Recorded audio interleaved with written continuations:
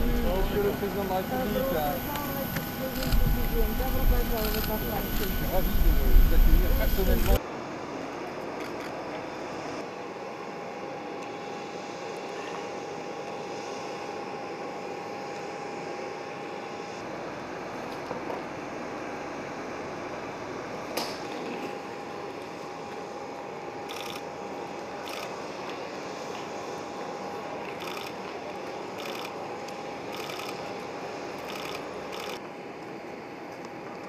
Tadjikistan et Russie. Au Tadjikistan, on ne porte pas de masque. Nasıl öyle diyor?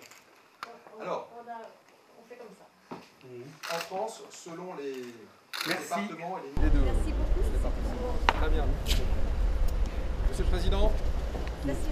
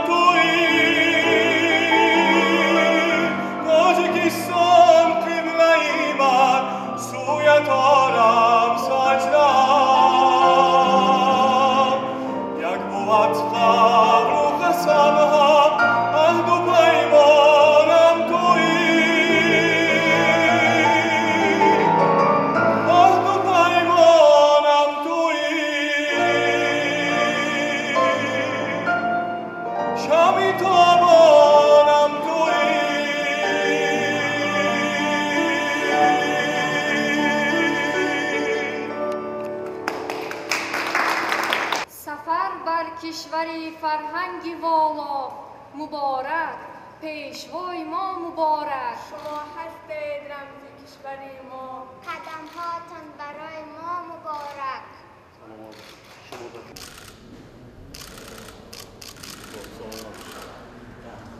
Ana şurada tofa.